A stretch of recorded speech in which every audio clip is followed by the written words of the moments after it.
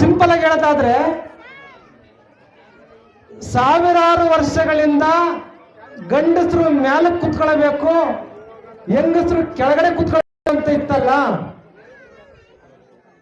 ಗಂಡಸರೆಲ್ಲ ನಿಂತ್ಕೊಂಡಿದ್ದಾರೆ, ಹೆಣ್ಮಕ್ಳು ಚೇರ್ ಮೇಲೆ ಕುತ್ಕೊಂಡಿದಾರಲ್ಲ. ಇದು ಅಂಬೇಡ್ಕರ್ ಅವರ ಶಕ್ತಿ. ಅಂಬೇಡ್ಕರ್ ಅವರು ಕೊಟ್ಟಂತ ಕಾನೂನು, ಅವರು ಕೊಟ್ಟಂತ ಫಿಲಾಸಫಿ, ಅವರು ಕೊಟ್ಟಂತ ಜ್ಞಾನದ ದೀಪ ಈಗೆಲ್ಲ ಮಾಡಿದೆ. ಅಲ್ಲೆಲ್ಲ ಮೊರಾರ್ಜಿ ಹಾಸ್ಟೆಲ್ ಇದೆ, ಅವರೇ ಓದಿಸ್ತಾರೆ, ಅಲ್ಲಿಗೆ ಸೇರಿಸ್ಬೇಕು. ಇಲ್ಲಾರೋ ಹುಡುಗ ಓದಿರ್ತಾನೆ, ಅವ್ನು ಹೇಳ್ಬೇಕು ಹಿಂಗ್ ಕಾಲ್ ಮಾಡಿದ್ರೆ ಆಕಯ್ಯ ಅಂತ. ಶಿಕ್ಷಣ ಪಡ್ಕೊಂಡ್ರೆ ಆದ್ರೂ ನೀನ್ ದುಡ್ಡು ನಿಮ್ಮಪ್ಪ ಕೋಟ್ಯಾಧಿಪತಿ ಅಲ್ಲ. ಈಗ ಯಾರಾದ್ರೂ ಕೆರೆ ಹಿಂದೆ ಜಮೀನು ಇರ್ತೈತಲ್ಲ, ಗೊತ್ತಾ? ಕೆರೆ ಹಿಂದೆ ಜಮೀನು ಫಲವತ್ತಾದದ್ದು. ನಮ್ಮರು ಬಹಳ ಎಸ್.ಸಿ ಬಹಳ ಇರೋದೇ ಅಲ್ಲ. ಎಲ್ಲ ಅಲ್ಲಿ ದಿನಕ್ಕೊಂದು ಕಲ್ಲಿರ್ತಕ್ಕಂಥದ್ದು ಯಾವ್ದೋ ಒಂದು ಕೊಟ್ಟಿರ್ತಾರೆ. ಎಲ್ಲ ಫಲವತ್ತ ನಾಟಗಳು ಒಳ್ಳೊಳ್ಳೆ ಜನರ ಜೊತೆ ಇರ್ತವೆ. ಅರೆ ಅದೇನಪ್ಪ ಅಂತಂದ್ರೆ ಹಂಗೆ ಕೊಟ್ಟಿರೋದು. ಆದ್ರೆ ನಮ್ಗೆ ತೋಟ ಇಲ್ಲ, ತುಡಿಕೆ ಇಲ್ಲ, ಕೋಟ್ಯಾಂತರ ರೂಪಾಯಿ ದುಡ್ಡಿಲ್ಲ, ಏನೇ ಮಾಡೋದಂದ್ರೆ ಏನು ಮಾಡ್ಬೇಡ, ನಮ್ಮ ಮಕ್ಕಳಿಗೆ ಶಿಕ್ಷಣ ಕೊಡ್ಸು, ಅವನು ಬದುಕನ್ನ ಕಟ್ಟಿಸ್ಕೊಡ್ತಾನೆ. ಅಂಥದೊಂದು ಮಹತ್ವವಾದಂತ ಬದಲಾವಣೆ. ಶಿಕ್ಷಣನೇ ನಿಜವಾದ ವಿಮೋಚನೆಯ ದಾರಿ.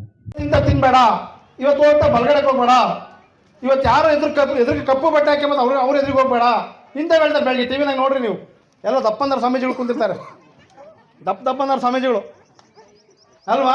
ಆಮೇಲೆ ಇವರು ಕುಂಕುಮ ಇಲ್ದಾರ ಬಂದ್ರೆ ಎದುರಿಗೆ ಹೋಗ್ಬೇಡ ಇಂತ ನಮ್ಗೆ ಮುಖಾಂತರ ಇಡೀ ನಮ್ಮ ದೇಶದ ಇತಿಹಾಸವನ್ನ, ನಮ್ಮ ಚರಿತ್ರೆಯನ್ನ ಮರೆಮಾಚುವಂತಹ ಬಹುದೊಡ್ಡ ಕೆಲಸ ನಡೀತಾ ಇದೆ.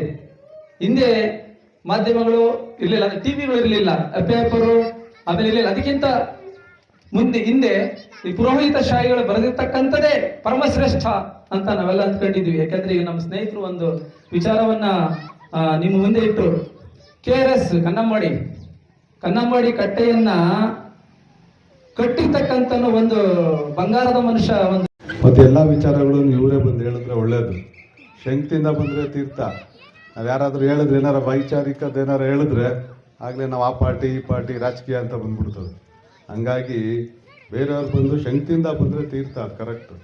ಇವರೇನೇನು ಹೇಳ್ತಾರೆ ಅದನ್ನ ಕೇಳಿಕೊಂಡು ದಯವಿಟ್ಟು ಅಂಬೇಡ್ಕರ್ ಅವ್ರದ್ದು ಒಂದು ಸೂಜಿ ಮನೆ ಅಷ್ಟಾದ್ರೂ ವೈಚಾರಿಕತೆ ಎಲ್ಲ ಬೆಳೆಸ್ಕೊಳ್ಳಿ ಅಂತ ಕೇಳ್ಕೊಂತ